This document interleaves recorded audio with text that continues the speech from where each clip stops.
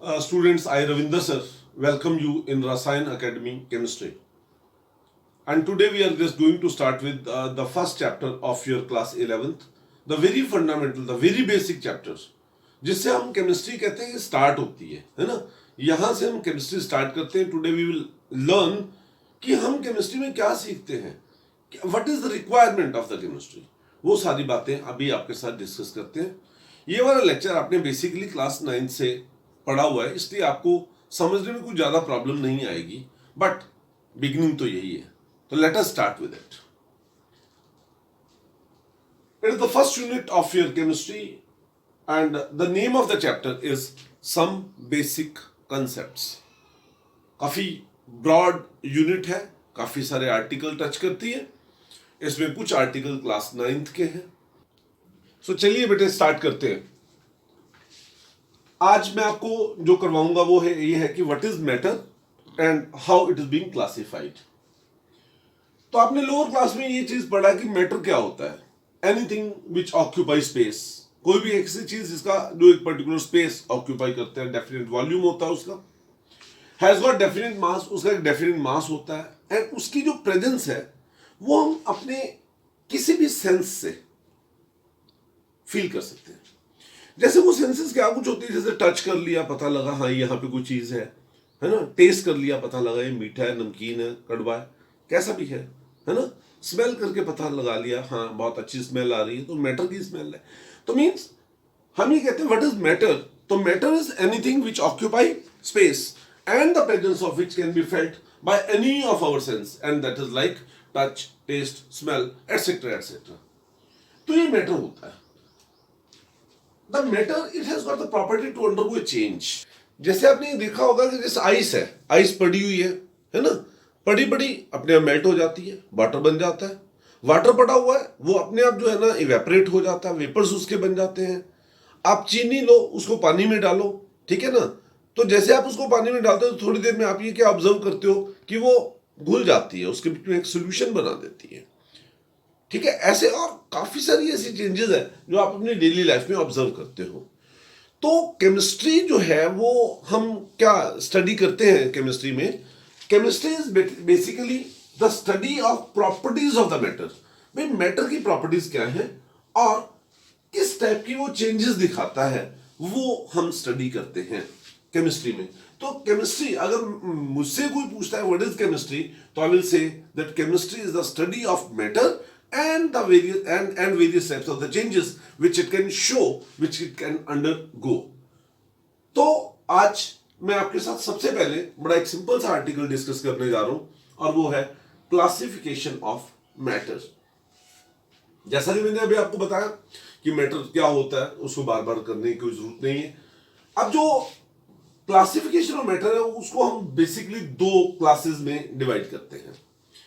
देखिए उससे पहले मैं आपको आपकी थोड़ी सी बैकग्राउंड की नॉलेज को यूज करूंगा. देखिए मैं कहता हूं कि कोई भी जो मैटर है that can be formed of various things, है ना. जैसे वो एटम से मिलके बना हुआ हो सकता है, वो मॉलिक्यूल से मिलके बना हुआ हो सकता है ना, या वो आयन से मिलके बना हुआ हो सकता है. जैसे कि एग्जांपल लेते हैं, जैसे कि मैं कहता हूं एक आयरन रॉड, उसके कॉन्स्टिट्यूटिंग पार्टिकल्स क्या हैं, एटम्स.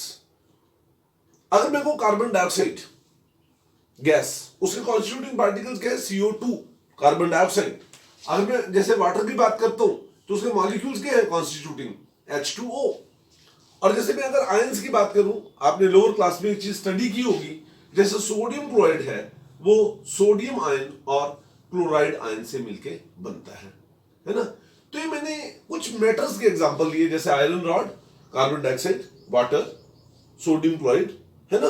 तो और हमें ये पता लगा कि दैट ये जो मैटर है it consist of either atoms, ions और मॉलिक्यूल्स. एटम्स, आयंस और मॉलिक्यूल्स, इन सभी को मैं एक ना कंबाइंड वर्ड देता हूं, कॉन्स्टिट्यूटिंग पार्टिकल्स. तो इनमें आपस में कोई फोर्स ऑफ अट्रैक्शन होती है. कईयों में बहुत ज्यादा होती है, कईयों में मॉडरेट होती है और कईयों में बहुत ही कम होती है, ऑलमोस्ट जीरो होती है. तो उसके बेसिस के ऊपर उसके फिजिकल स्टेट, मतलब वो डिपेंड करता है कि वो मैटर सॉलिड फॉर्म में एग्जिस्ट करेगा, लिक्विड फॉर्म में एग्जिस्ट करेगा या गैसियस फॉर्म में एग्जिस्ट करेगा। इसके बेसिस के ऊपर हम जो क्लासिफिकेशन करते हैं वो क्या है, फिजिकल क्लासिफिकेशन। इसका मतलब ये हुआ बच्चों कि physical classification is based on the magnitude of the force of attraction between the particles. मैंने यहां पे वर्ड यूज किया inter particle force of attraction. Inter मतलब दो डिफरेंट पार्टिकल्स के बीच में फोर्स ऑफ अट्रैक्शन के बेसिस के ऊपर। तो ये जो है, इस तरीके से हम मैटर को तीन क्लासेस में क्लासिफाई कर सकते हैं, और वो है सॉलिड्स, लिक्विड्स और गैस। सॉलिड्स, लिक्विड्स और gas. You should be knowing, ये जो सॉलिड्स होते हैं इनके बीच में the magnitude of the inter particle force of attraction is maximum, सबसे ज्यादा होती है।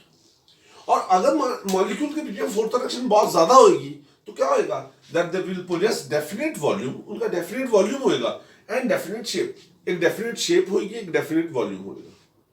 एक और बात है, मैं वैसे बताता हूं आपको कि सॉलिड का मेल्टिंग पॉइंट और बॉइलिंग पॉइंट रूम टेम्परेचर से ऊपर होता है।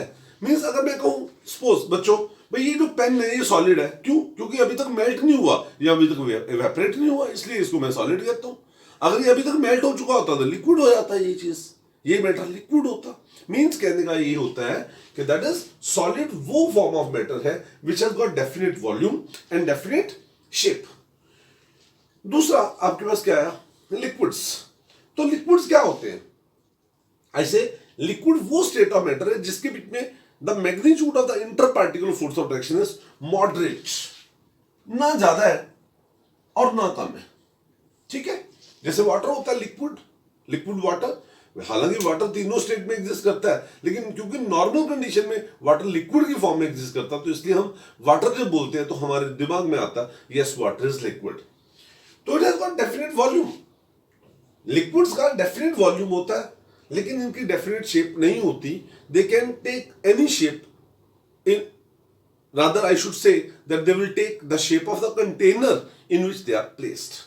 इनका मेल्टिंग पॉइंट रूम टेम्परेचर से कम होता है और बॉइलिंग पॉइंट रूम टेम्परेचर से ऊपर होता है। जो गैसेस होती हैं उनका ना तो कोई डेफिनेट वॉल्यूम होता है ना कोई डेफिनेट शेप होता है, एंड रिमेंबर इनके बीच में magnitude of this inter particle force of attraction is minimum, almost zero होती हैं। और मैं ये कहूंगा कि जैसे इनका मेल्टिंग पॉइंट और बॉइलिंग पॉइंट रूम टेम्परेचर से कम होता है। जैसे सपोज अगर मैं कहता हूं कि कार्बन डाइऑक्साइड गैस है, क्योंकि कार्बन डाइऑक्साइड रूम टेम्परेचर तक मेल्ट भी हो चुकी है और इवेपोरेट भी हो चुकी है। अब ये जो डिफरेंट स्टेट्स ऑफ मैटर है ना, इनमें असल में क्या हुआ, magnitude of force of attraction से ही डिफरेंस होता है इनमें। Rather I will tell you later stages में, कमिंग लेक्चर्स में, या जैसे जैसे आप केमिस्ट्री को आगे स्टडी करोगे तो आपको पता लगेगा कि जो सारा सिस्टम है it is all due to energy. ये एनर्जी के कारण से होता है, एंड अगर हम एनर्जी चेंजेस मतलब उसके बीच में करें तो एक फॉर्म ऑफ मैटर दूसरी फॉर्म में चेंज हो सकता है। मींस इसे बोलते हैं फेज ट्रांसफॉर्मेशन। सॉलिड का लिक्विड में चेंज हो जाना, लिक्विड का गैस में चेंज हो जाना। जैसे आपको पता है सॉलिड को अगर हम मेल्ट कर दें तो लिक्विड में चेंज हो जाता है, और लिक्विड को अगर हम फ्रीज कर दें तो क्या सॉलिड में चेंज होता है। ऐसे लिक्विड को अगर हम वेपराइज कर दें तो गैसियस स्टेट में चला जाता है। रिमेंबर गैसेस में और वेपर्स में फर्क होता है, आगे आने वाले लेक्चर्स में आपको बताऊंगा मैं। और जब गैसेस को हम रादर इसकी बजाय मैं यूज करूंगा वर्ड्स किसको, अगर मैं वेपर्स को कंडेंस करूं है ना तो हमें लिक्विड मिल जाता है, और उस प्रोसेस को हम नाम देते हैं कंडेंसेशन, है ना।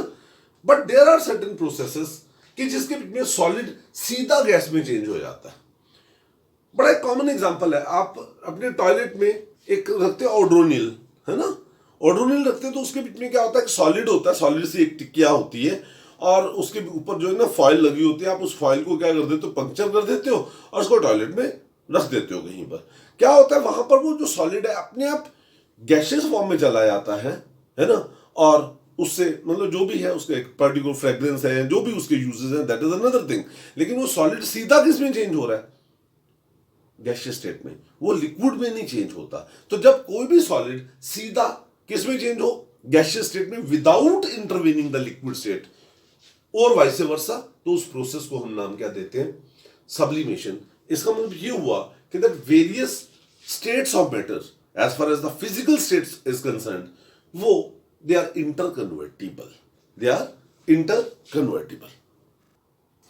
अभी मैंने आपको ये बताया कि कोई भी जो मैटर है उसके जो कॉन्स्टिट्यूटिंग पार्टिकल्स हैं वो क्या कुछ हो सकते हैं? एटम्स, आयंस, मॉलिक्यूल्स, है ना, ऐसा कुछ भी हो सकता है।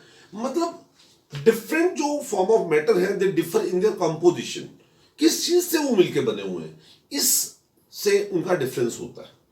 And depending upon that fact, उस फैक्ट के बेसिस के ऊपर हमने एक और क्लासिफिकेशन स्टडी की, and what is that? Chemical classification. क्या है ये? केमिकल क्लासिफिकेशन, मैटर की केमिकल क्लासिफिकेशन। तो केमिकली हम मैटर को दो क्लासेस में डिवाइड करते हैं, कैटेगराइज करते हैं, और वो कौन कौन से? एक है pure substances. What is that pure substance? Pure substance क्या होता है भाई? जिसकी कंपोजिशन फिक्स्ड है, जिसके नेचर ऑफ कॉन्स्टिट्यूटिंग पार्टिकल्स क्या है? फिक्स्ड है, और कोई नहीं है उसमें, दैट इज प्योर सब्सटेंसेस। और प्योर सब्सटेंसेस दो टाइप के होते हैं, है ना, कौन कौन से? One is what is that? Elements, and other is what? इसकी जो सेकंड इसकी है वो क्या है? Compounds. One is element and other is compound. अब व्हाट इज एलिमेंट? हमें ये पता होना चाहिए कि एलिमेंट क्या होता है। ये यहां पे मैंने थोड़ा एक हिंट भी लिखा हुआ है। What is that? कि element represent that pure state of the substance which consist of only one type of atoms. Means अगर मैं कहूं प्योर गोल्ड, प्योर गोल्ड, अगर मैं इसकी बात करूं, है ना, तो क्या कहूंगा भाई? इसके बीच में बिल्कुल सिर्फ गोल्ड के ही एटम्स हैं। अगर मैं कहूं प्योर सोडियम, उसमें सिर्फ सोडियम के सभी एटम्स हैं। प्योर ऑक्सीजन, उसमें सभी के सभी ऑक्सीजन के एटम्स हैं, हालांकि वो कंबाइन करके किसमें है बेटे? किसमें है वो? मींस O2 की फॉर्म में एग्जिस्ट करते हैं, लेकिन वो एलिमेंट है। नाइट्रोजन, प्योर नाइट्रोजन, सिर्फ अगर उसके बीच में नाइट्रोजन है तो वो प्योर है, वो प्योर है, दैट इज प्योर एलिमेंट। हम ये कहते हैं pure element represent that state of matter, that form of matter जिसके बीच में सिर्फ वन टाइप ऑफ एटम्स होते हैं। अब इन एटम्स ही, इन एलिमेंट्स की प्रॉपर्टीज डिफरेंट होती है, एंड डिफरेंट प्रॉपर्टीज के बेसिस के ऊपर हम ये कहते हैं कि ये जो एलिमेंट्स हैं इन्हें हम ब्रॉडली वैसे दो क्लासेस में डिवाइड करते हैं। और वो दो क्लासेस कौन कौन सी होती हैं? एक मेटल्स और एक क्या होते हैं? Non metals. ठीक है, एक क्या होते हैं? मेटल्स और एक नॉन मेटल्स। जैसे अगर मैं कहूं, क्या कहूं? मेटल्स, है ना, आपने 10th क्लास में पढ़ा है या अपनी लोअर क्लासेस में और भी आपने पढ़ा कि मेटल्स क्या होते हैं? They are solid, they are good conductor of electricity, they are malleable, they are ductile, they are sonorous, है ना। केमिस्ट्री की लैंग्वेज में they are good reducing agents. लेकिन जो नॉन मेटल्स होते हैं वो क्या होते हैं? इलेक्ट्रोनेगेटिव होते हैं, they are not malleable, they are not ductile. जैसे इनके एग्जांपल की मैं अगर बात करूं, सोडियम हो गया, गोल्ड हो गया, पोटेशियम हो गया, सिल्वर हो गया, कॉपर हो गया, ये हो गए नॉन मेटल्स के। अगर मैं एग्जांपल लेता हूं, सल्फर हो गया, ऑक्सीजन हो गई, फ्लोरीन हो गई, क्लोरीन हो गई, ब्रोमीन हो गई, लाइक दैट, ये इनके एग्जांपल है। तो मेटल्स और नॉन मेटल्स ये दो एक्सट्रीम केसेस हैं। लेकिन प्रॉपर्टीज के बेसिस के ऊपर कई ऐसे एलिमेंट्स होते हैं जिनकी प्रॉपर्टीज मेटल्स और नॉन मेटल्स के इन बिटवीन होती है। कुछ उसकी प्रॉपर्टीज थोड़ी सी मेटल की तरफ जाती है और कुछ उसकी प्रॉपर्टीज थोड़ी सी वो होती हैं जो नॉन मेटल्स की होती हैं। उन्हें हम एक नाम देते हैं, and what is that? Metalloids. क्या नाम देते हैं? मेटलॉइड्स। तो मेटलॉइड्स आर दोज एलिमेंट्स जिसकी प्रॉपर्टीज मेटल्स और नॉन मेटल्स के बीच में लाई करती है। ठीक है, जर्मेनियम एग्जांपल है इसका, गैलियम इसका एग्जांपल है, लाइक दैट, इसके एग्जांपल्स हैं कुछ। नाउ इसके बाद मैं आपको बताता हूं क्या कंपाउंड। जैसे मैंने आपको बोला प्योर सब्सटेंसेस में एक तो क्या होता है इसकी क्लासिफिकेशन, क्या? एलिमेंट्स, और दूसरा क्या है? कंपाउंड्स। देखिए कंपाउंड क्या है, हम ये कहते हैं कंपाउंड्स वो it represent that state of matter, ये उस मैटर की उस स्टेट को रिप्रेजेंट करता है which is formed by combination of two और मोर देन टू एलिमेंट्स। और जब वो एलिमेंट आपस में कंबाइन करते हैं, देखना बच्चे बहुत ध्यान से समझना, देखिए अगर मैं कहूं सोडियम है ना, मेटल कंबाइन विद किससे, क्लोरीन, ओके, और इससे क्या बना, NaCl। या अगर मैं कहूं हाइड्रोजन और ऑक्सीजन आपसे कंबाइन किए और क्या बनाया, इसने वाटर। ठीक, मैं इनकी प्रॉपर्टीज को हाईलाइट करता हूं आपकी नॉलेज के लिए। एक बात बताते हैं क्या, कि जो सोडियम है ना, ये बहुत रिएक्टिव मेटल होता है, इतना रिएक्टिव होता है कि हम इसको हाथ पे नहीं रख सकते, पानी में डालें आग लग जाती है। क्लोरीन इतनी हाईली रिएक्टिव गैस है कि मतलब अगर इसको आयरन के वेसल में रखते हैं तो कुछ टाइम के बाद आयरन के वेसल को भी तोड़ के बाहर आ जाएगी, इतनी रिएक्टिव गैस है। तो इनकी प्रॉपर्टीज बिल्कुल डिफरेंट है, ये मेटल है, ये नॉन मेटल है। आपसे कंबाइन करके क्या बना दिया, एक सॉल्ट, नमक। हम हर टाइम खाते हैं, इसके बिना हमें खाना ही अच्छा नहीं लगता, we can not survive without it.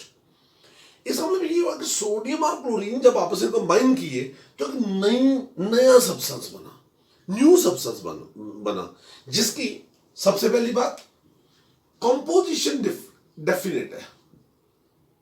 Composition कैसे है, डेफिनेट है। डेफिनेट कंपोजिशन का मतलब क्या है कि इसके बीच में अगर वन एटम किसका है, सोडियम का, तो वन एटम किसका है, क्लोरीन का है। या अगर मास की फॉर्म में कहूं भाई 23.0 ग्राम, 23 ग्राम अगर किसका है, सोडियम का है, तो उसमें 35.5 ग्राम किसका है, क्लोरीन का है। इसका मतलब ये हुआ कि that compound represent that pure form of the substance which are formed by the combination of two or more than two atoms combined together in the fixed ratio of their mass. Combined together in the fixed ratio of their mass. And during that combination, they lose their individual properties. मतलब sodium chloride के बीच में sodium का कोई गुण नहीं है. It has got no property of chlorine also.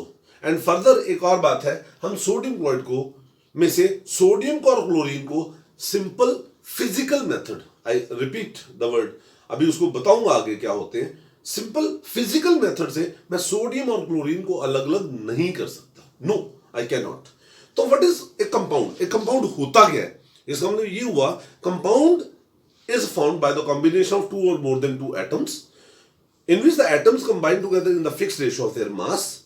तीसरी बात क्या है, the various combining atoms they lose their individual properties. और चौथी बात ये है कि that various components of that compound, उस कंपाउंड के जो डिफरेंट कॉन्स्टिट्यूटिंग एटम्स हैं, they cannot be separated using simple physical techniques.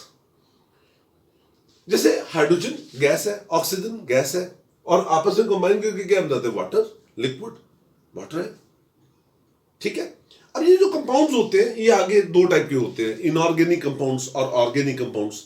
आपने पढ़ा होगा कार्बोनेट्स कंपाउंड्स, उसमें मीथेन, इथेन, प्रोपेन, ब्यूटेन, है ना, ग्लूकोज, सुक्रोज, ये सारे ऑर्गेनिक कंपाउंड होते हैं। और इनऑर्गेनिक कंपाउंड जो होते हैं वो कौन से होते हैं, जैसे KCl हो गया, NaCl हो गया, इस टाइप के डिफरेंट जो कंपाउंड्स होते हैं उन्हें हम इनऑर्गेनिक कंपाउंड्स बोलते हैं। अब दूसरा क्या है, मिक्सचर। केमिकल क्लासिफिकेशन में पहली फर्स्ट क्लासिफिकेशन क्या थी, प्योर सब्सटेंस, और दूसरी क्लासिफिकेशन इसमें क्या है, मिक्सचर्स। मिक्सचर दो टाइप के होते हैं, एक तो हेट्रोजीनियस मिक्सचर हुआ और एक होमोजीनियस। हेट्रोजीनियस मिक्सचर और होमोजीनियस मिक्सचर को इलैबोरेट मैं इस तरीके से करता हूं, सुनिए। देखिए अगर सपोज करो कि मेरे पास एक ये चाइना डिश है या कोई एक डिश है जिसके बीच में मैंने सैंड और, है ना, आयरन फिलिंग को रख दिया, या सैंड और शुगर क्रिस्टल्स को इसमें रख दिया, मिक्सअप कर दिया ऐसे, है ना, तो मुझे दूर से पता लग गया ये शुगर क्रिस्टल है, ये सैंड के पार्टिकल्स हैं, ये हो गया। आयरन के अलग से पार्टिकल्स हैं, सैंड के अलग से पार्टिकल्स हैं। इसमें आयरन को अलग करना बड़ा आसान है, एक मैग्नेट लो, उसके बीच में घुमा दो, आयरन के पार्टिकल उसके ऊपर चिपक जाएंगे, सैंड पीछे रह जाएगी। मींस पहली बात तो मिक्सचर के जो डिफरेंट कंपोनेंट्स होते हैं उन्हें हम फिजिकल मेथड से अलग कर सकते हैं, और अगर वो दूर से अलग अलग दिखाई दे, मतलब they have got more than one phase, ठीक है भाई, मतलब अलग अलग पार्टिकल अलग अलग से नजर आए, ब्रॉडली ये मैं आप बता रहा हूं, आगे डिटेल्स में बाद में बात करेंगे, ठीक है।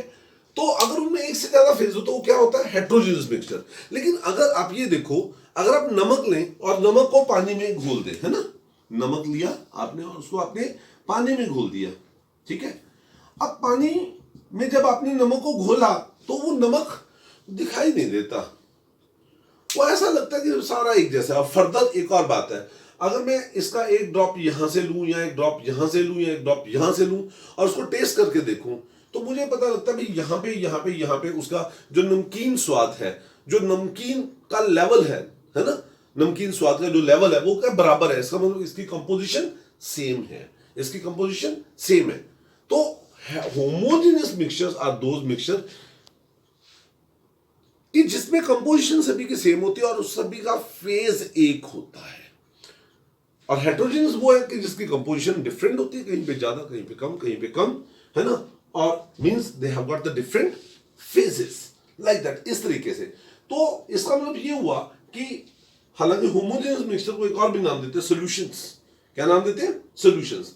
तो इसका मतलब मैंने अभी तक आपको ये बात बताया कि जो मैटर है उसको हम दो क्लासेस में डिवाइड करते हैं, फिजिकल और केमिकल। फिजिकल क्लासिफिकेशन में मैंने अभी आपके साथ जो डिस्कस किया था वो क्या था, that is based upon the intermolecular force of action, solid liquid gas. आगे उसके एग्जांपल लिए, केमिकल क्लासिफिकेशन में pure substances, mixture pure substances में एलिमेंट्स और कंपाउंड्स, और मिक्सचर में होमोजेनियस मिक्सचर और हेट्रोजेनियस मिक्सचर्स।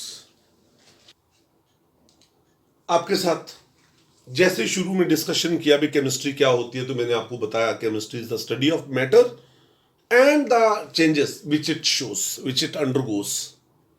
तो जो चेंजेस होती हैं वो हमारे पास दो टाइप की होती हैं। कौन कौन सी, एक फिजिकल चेंज और एक केमिकल चेंज। जैसा हमने आपको अभी बताया फिजिकल क्लासिफिकेशन में, तो फिजिकल क्लासिफिकेशन में बेसिकली क्या होता है, डिफरेंट फेजेस है। जैसे वाटर है H2O, आइस है उसका फॉर्मूला भी H2O है, वाटर वेपर है, स्टीम है, उसका भी फॉर्मूला H2O है। मतलब केमिकल कंपोजिशन उसकी सेम रही, लेकिन सिर्फ सॉलिड से लिक्विड और या लिक्विड से गैस चला गया। इस टाइप की चेंजेस जिसके बीच में मैंने यहां पे लिखा है, which only change in phase, जिसमें सिर्फ फेज चेंज हो, सॉलिड से लिक्विड फेज, लिक्विड से gaseous phase, but no new type of the matter is found, कोई नए टाइप का मैटर ना बने, तो उसे हम क्या बोलते हैं, फिजिकल चेंज। ठीक है। अब यहां पर कुछ डेफिनेशन होते हैं, melting point, boiling point, triple point, ये सारे डेफिनेशन में आगे आपको स्टेट्स ऑफ मैटर जब चैप्टर करवाऊंगा तो उसके पीछे बहुत डिटेल में डिस्कस करूंगा, लेकिन बेसिक फंडामेंटल आइडिया आप लोगों को है। अभी मुझे इस चैप्टर में इसकी जरूरत नहीं है, तो that's why I am not taking into consideration that. दूसरा क्या, केमिकल चेंज। केमिकल चेंज में जैसे मैं अभी आपको बात बता रहा था, सोडियम मेटल है, क्लोरीन मेटल है, सोडियम और क्लोरीन आपस में कंबाइन किए, क्या बना दिया, NaCl, नमक बना दिया, टेबल सॉल्ट। देखते हैं आप उसके क्रिस्टल्स, लेकिन क्लोरीन तो गैस होती है, सोडियम क्या है, मेटल है, मेलेबल है, डक्टाइल है, good conductor of heat and electricity है, लेकिन सोडियम क्लोराइड में ऐसी कोई प्रॉपर्टी नहीं है। इसका मतलब ये हुआ कि इस प्रोसेस में एक नए टाइप का मैटर बना जिसके इंटायरली डिफरेंट फिजिकल और केमिकल प्रॉपर्टीज हैं। तो केमिकल चेंज इन्हें बोलते हैं। तो what is a chemical change, that is it involve the combination, कोई चीज कंबाइन कर सकती है, डिकम्पोजिशन, जैसे कोई चीज डिकम्पोज हो सकती है, जैसे आपने ये पढ़ा है रिएक्शन CaCO3, है ना, CaO प्लस कार्बन डाइऑक्साइड, ये कैल्शियम कार्बोनेट को आप हीट करो, कैल्शियम ऑक्साइड और कार्बन डाइऑक्साइड बनते हैं, कॉम्बिनेशन, ये हुआ combination. Decomposition, rearrangement, double decomposition reaction आपने पढ़ी है, डबल डिस्प्लेसमेंट रिएक्शन आपने पढ़ी है। तो इसमें ये चीजें होती हैं which involve the combination, decomposition, rearrangement of various elements and it result in the formation of a new type of matter. इस टाइप के चेंजेस को हम केमिकल चेंजेस कहते हैं, और हम केमिस्ट्री में केमिकल चेंजेस के बारे में ही स्टडी करते हैं, जिन्हें हम केमिकल रिएक्शंस का नाम देंगे, और उस जर्नी में मैं आपको अपने साथ आगे लेकर चलूंगा। आई होप सो कि आपको ये वाला जो लेक्चर है ये समझ आ रहा होगा। मैंने यहां पे कुछ बड़े सिंपल से क्वेश्चंस लिखे उस आर्टिकल को की नॉलेज को टेस्ट करने के लिए जो हमने अभी स्टडी किया। classify the following on the basis of the knowledge of classification of the matter which you have studied. जैसे डिस्टिल्ड वाटर, आपको पता होना चाहिए डिस्टिल्ड वाटर जो होता है वो बिल्कुल प्योर वाटर होता है, तो उसमें वो पहली बात तो क्या है, कंपाउंड है और प्योर है, इट्स प्योर कंपाउंड। लेकिन अगर मैं कहूं टैप वाटर, तो टैप वाटर जो है वो मिक्सचर है, क्योंकि टैप वाटर में पानी के साथ साथ there are certain soluble salts in it, उसके बीच में कुछ सॉल्युबल सॉल्ट्स होते हैं हो, लेकिन वो मिक्सचर कैसा है, वो होमोजीनियस है। ठीक है, ऐसा नहीं होता कि टैप वाटर में से जो है ना मतलब कोई सॉलिड पार्टिकल बाहर निकल रहे हो, वो जो कुछ भी है उसके बीच में घुला हुआ होता है, जो भी इंप्योरिटीज होती हैं उसके बीच में घुली हुई होती है। 24 कैरेट गोल्ड, आपको पता होना चाहिए 24 कैरेट गोल्ड ऐसा गोल्ड का सैंपल होता है जो बिल्कुल प्योर होता है, तो इट प्योर सब्सटेंस है, और ये क्या है, एलिमेंट है, क्योंकि it consist of only one type of atoms and that is gold atoms. 22 carat gold ये ज्वेलरी के लिए यूज होता है, आपको पता होना चाहिए कि इसमें गोल्ड और कॉपर ये दोनों डालते हैं, लेकिन हमें उसमें इसका मतलब ये क्या हुआ, this is basically a mixture, alloy है ये, और ये जो मिक्सचर है इसमें कॉपर और गोल्ड अलग अलग नहीं दिखाई देते, वो कैसा है, होमोजीनियस है, होमोजीनियस मिक्सचर। जैसे ग्लूकोज आपको पता होना चाहिए C6H12O6 इसका फॉर्मूला होता है, कार्बन डाइऑक्साइड CO2 है, सल्फर डाइऑक्साइड SO2 है, तो ये सभी क्या है, दीज आर ऑल, अगर हमें मिक्सचर नहीं कह रहा, ग्लूकोज अपने आप में, सल्फर कार्बन डाइऑक्साइड अपने आप में, सल्फर डाइऑक्साइड अपने आप में, तो these are all pure compounds, ये प्योर कंपाउंड्स हैं। एयर विदाउट पॉल्यूटेंट, ऐसी एयर जो बिल्कुल प्योर है, उसमें कोई पोल्यूशन नहीं है, तो ये क्या है, बेसिकली इट इज मिक्सचर, ये मिक्सचर है, ये प्योर सब्सटेंस नहीं है, बिकॉज इसके बीच में ऑक्सीजन होगी, नाइट्रोजन होगी, कार्बन डाइऑक्साइड होगी थोड़ी बहुत, ठीक है, तो ये सभी एसेंशियल कंपोनेंट्स ऑफ एयर है। तो air is pure, air is not pure, pure element नहीं है वो तो मिक्सचर है। डायमंड, ग्रेफाइट, नेक्स्ट एग्जांपल ये है, डायमंड और ग्रेफाइट ये दोनों सिर्फ एक ही टाइप के एटम से मिलकर बने होते हैं, कार्बन एटम से, इसका मतलब ये क्या है, बेसिकली दे आर प्योर, और ये है क्या, एलिमेंट्स है, प्योर है और एलिमेंट्स है। एरिएटेड ड्रिंक्स, ये जो हम कोक वगैरह पीते हैं, इनमें क्या होता है, इट्स मिक्सचर, और वो कैसा है, होमोजीनियस। शुगर सॉलिड और सॉल्ट NaCl सॉलिड अलग अलग दिखाई देगी, चीनी के ये पार्टिकल्स हैं, नमक के ये पार्टिकल्स हैं, तो मिक्सचर, लेकिन कैसा, हेट्रोजीनियस।